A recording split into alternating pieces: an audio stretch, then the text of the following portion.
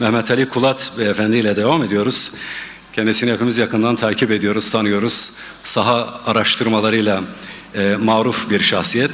Namazla ilgili araştırmalar yaptı ve toplumda namazın durumu, toplumun namazla olan ilgisi, alakasıyla ilgili çok önemli veriler paylaşacaktır. Efendim söz sizde, buyurunuz. Bismillahirrahmanirrahim. Elhamdülillahi Rabbil alemin. Esselatu vesselamu ala Resulina Muhammedin ve ala alihi ve sahbihi ecmain. Türkiye'de toplumun dine ve dini değerlere bakışı araştırması olabilir. Sadece şunu ileriye alma işini halledebilirsek. Tamam. Bir saniye önce. Şimdi bu araştırma ile ilgili özellikle bir şey söylemem lazım. Bu çalışma 12-18 Haziran 2017 tarihlerinde yapıldı. Araştırmanın hangi illerde yapıldığı orada yazıyor. 23 il, 30 büyük şehrin dışında 23 ilde, 154 ilçede ve 5400 kişiyle yapıldı. 5400 kişi tesadüfen seçilmiş değil, Türkiye'deki seçmen sayısının 10.000'de biri. Burada 16 tane ayrı parametreye dikkat edildi. Kadın erkek dengesi, yaşlı genç dengesi, farklı yaş gruplarının Türkiye ortalamasına dikkat edildi. Zengin fakir dengesine dikkat edildi. Okuma, tahsil vesaire dengelerine dikkat edildi. Yani araştırma teknikleri arasında uluslararası nitelikte kabul gören bir çalışma. Bu çalışma daha sonra sonuçları itibarıyla 4 dile tercümesi yapıldı. Ve yaklaşık olarak şu ana kadar bana intikal eden yaklaşık 40'ın üzerinde master ya da doktora çalışmasında da referans gösterilmiş arkadaşların söylediği. 1.3'lük yanılma payı olan bir çalışma. Bunları olabildiğince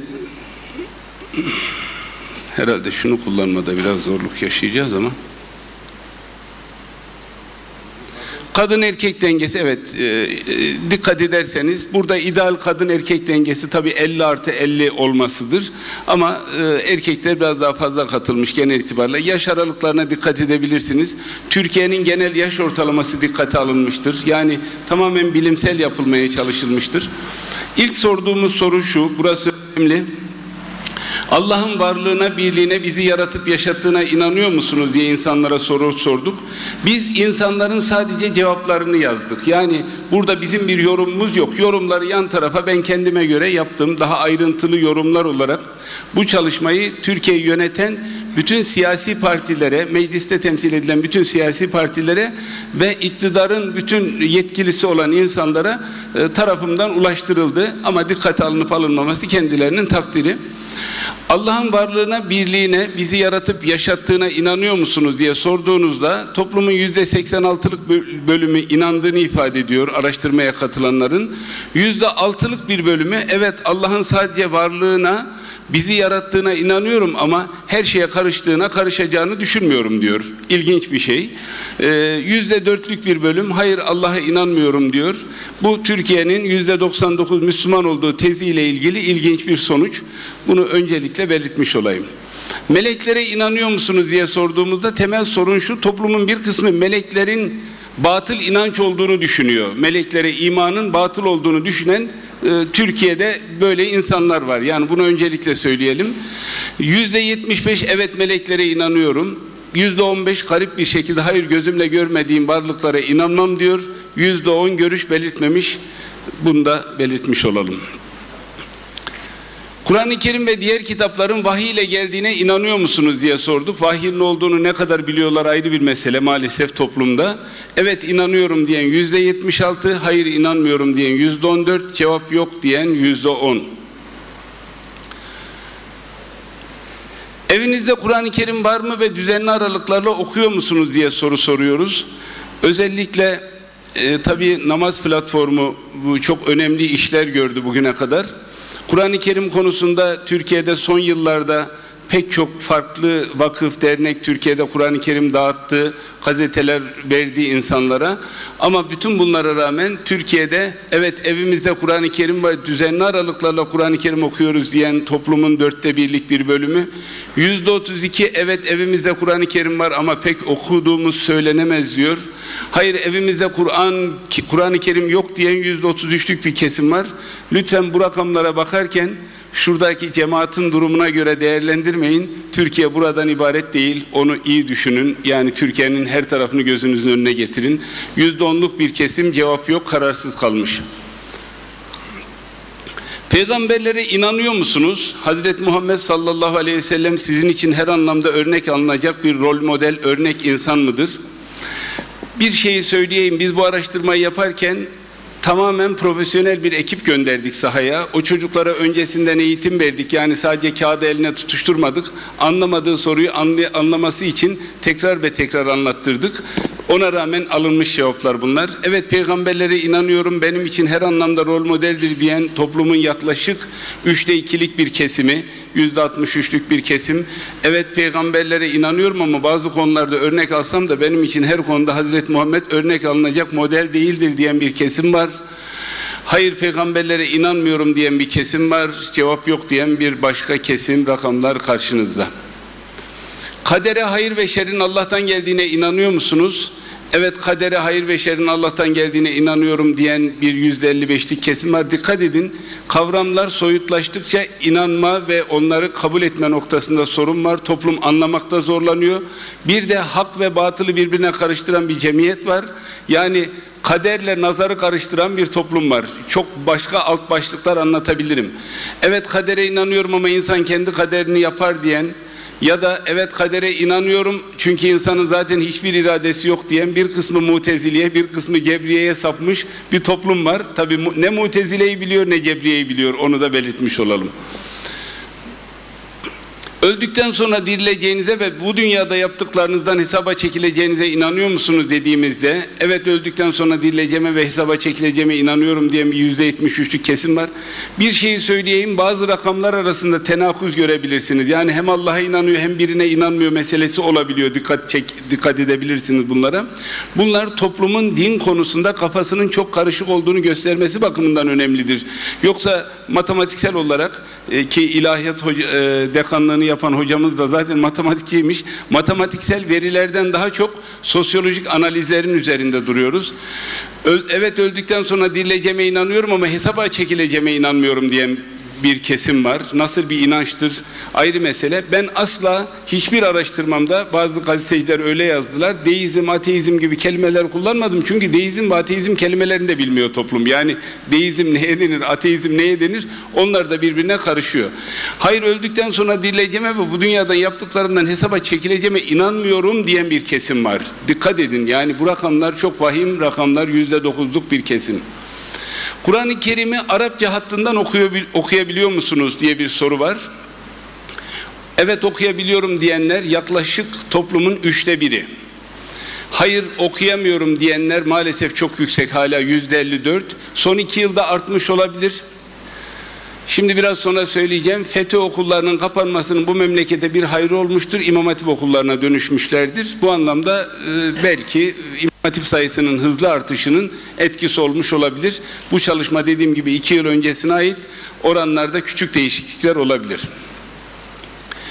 Hiçbir Kur'an kursuna eğitim almak amacıyla gittiniz mi diye sorduk. Evet diyenlerin oranı %24 ki bunların çoğu yaz tatillerinde gidilen Kur'an kurslarıdır.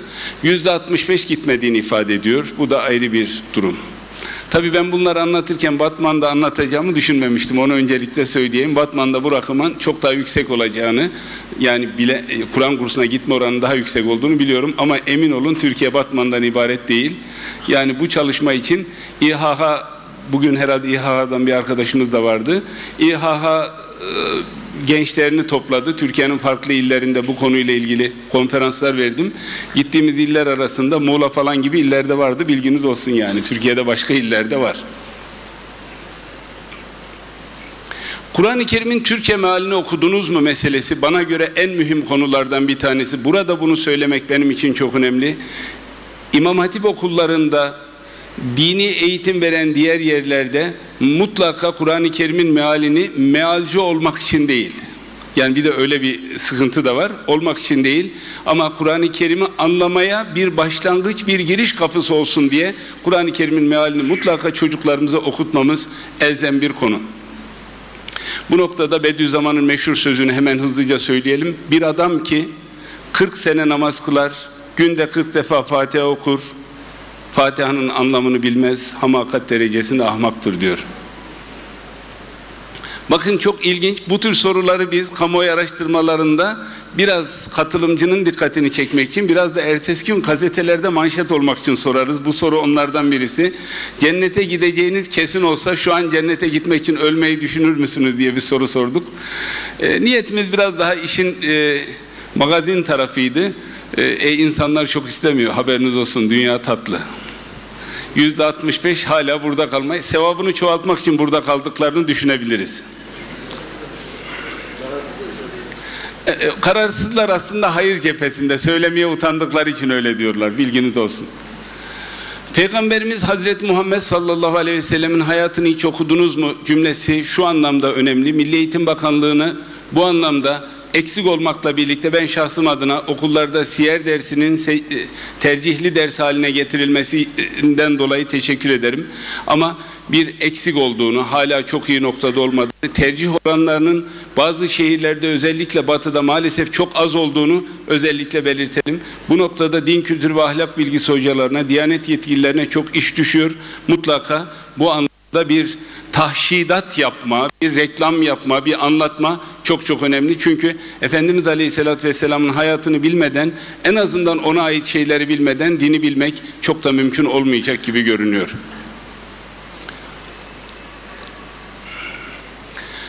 Camiye, mescide hangi sıklıkta gidiyorsunuz diye sorduk. Bugün camiyle ilgili gerçekten çok güzel şeyler dinledim. Bütün konuşmacılara bu anlamda çok teşekkür ederim. Bayramdan bayrama diyenlerin oranı %12. Kararsız olanların camiye çok gitmediğini bilesiniz. Yani kararsızlık diye bir şey olmaz aslında. Sadece bizim araştırmacılara cevap vermek istememiştir muhtemelen. Cuma namazları ve bayram namazları, bir de kandil günlerinde giderim diyenler toplumun yaklaşık 1/3'lik bir bölümü. Zaman zaman vakit namazları dahil gidiyorum diyen bir oran var. Hiç gitmiyorum diyen %30'luk bir kesim var. Bakın, camiye hiç gitmiyorum diyen %30'luk bir kesim. Ramazan ayında oruç tutuyor musunuz? Evet, tüm Ramazan boyunca oruç tutarım. Bu ilginç, oruç tutma oranı namazlara göre daha fazla, süreli olmasından dolayı. Konuşmacılardan birisi sabahleyin ifade etmişti, sanırım Mehmet Göktaş hocamdı. Çünkü orada bir şey var, sınırlı bir zaman dilimi var, ondan dolayı.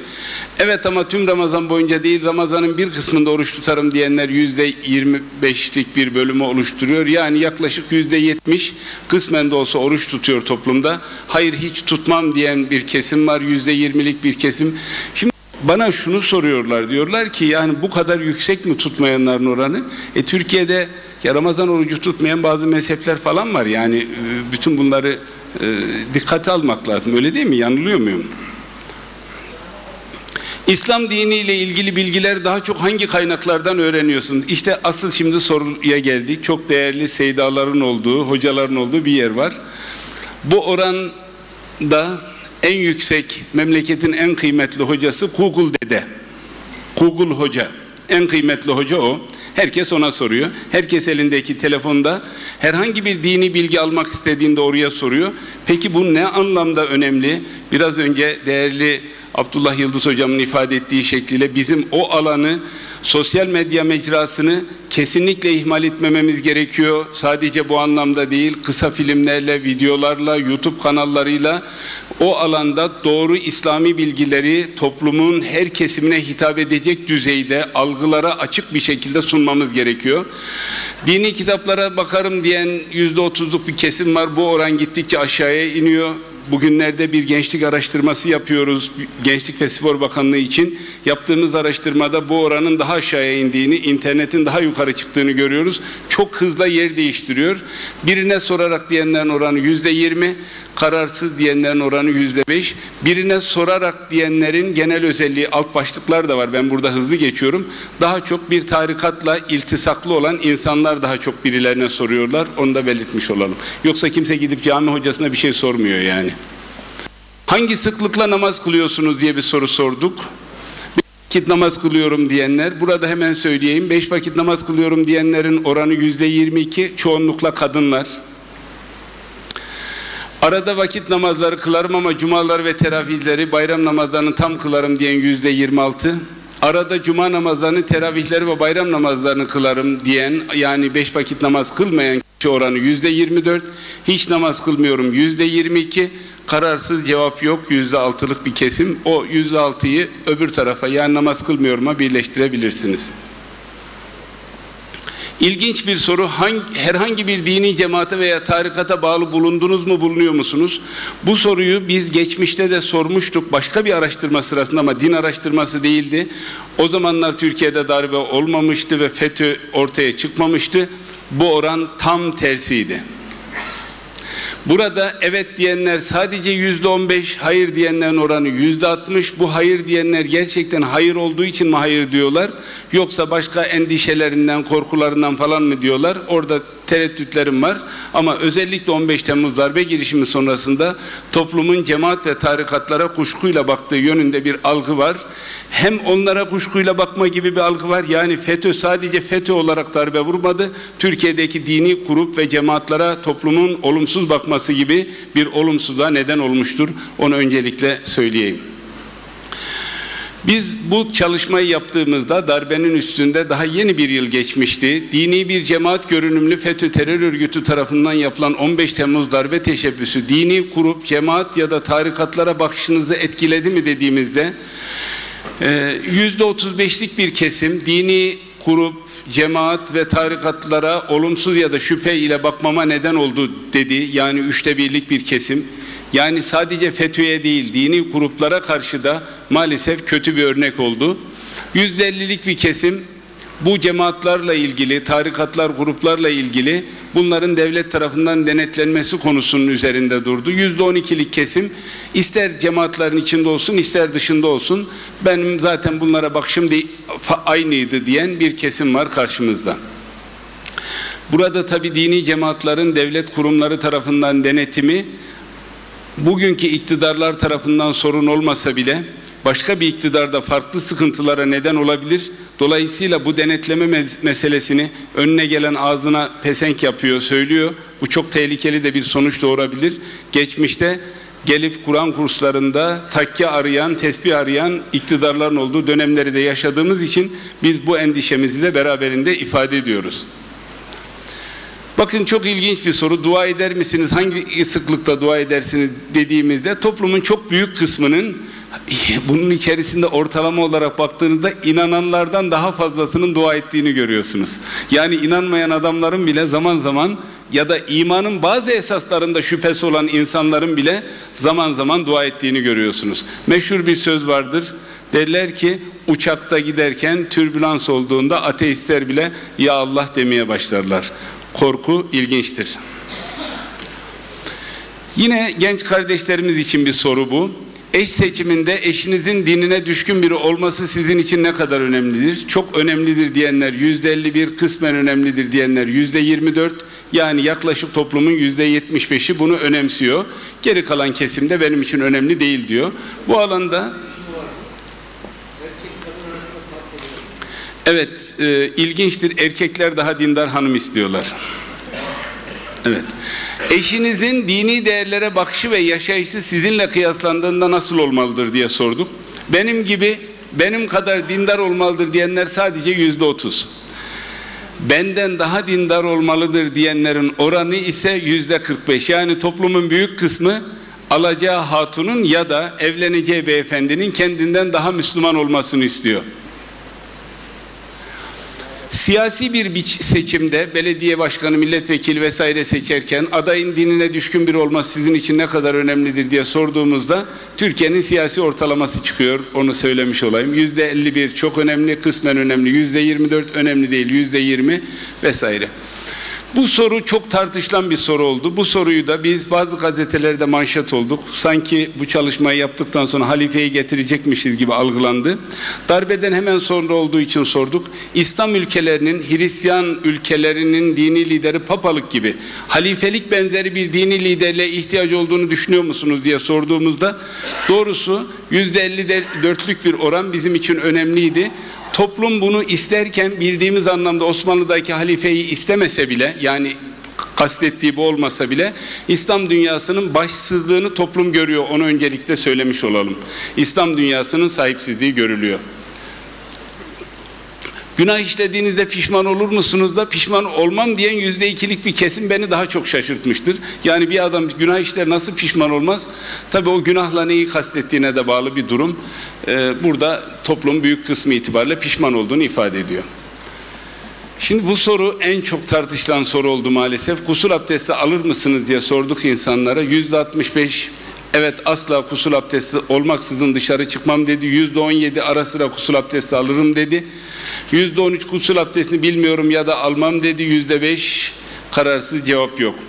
Şimdi burada asıl mesele şu, buna Türk tipi Müslümanlık diyorlar. Şimdi burada Kürt çok olunca Kürt tipi de Müslümanlık diyebilirsiniz buna. Türk ve Kürtler bazı günahları işlememe konusunda çok dikkatlidirler. Mesela Türkiye'de bilerek hiç kimse domuz eti yemez. Ama bazı günahları rahatlıkla işleyebilirler. O da bize ait bir durum olarak dikkat çekiyor. Bu araştırma ile ilgili, bunu hemen geçiyorum, bitirdim zaten. Bu araştırma hakkında bugüne kadar sağ ve soldan hemen hemen her kesimden bir sürü gazeteci yazdı. Bunlar sadece onlardan bir bölümü. Sabırla dinlediğiniz için teşekkür ederim. Bu çalışmada asla hedefimiz şu değil. Toplumun umutsuzluğa düşmesi için bir hedef değil. Bu bir durum tespiti, bir matematik çalışma. Biz daha çok yapacak işimiz olduğunu göstermek için yaptık bu çalışmayı.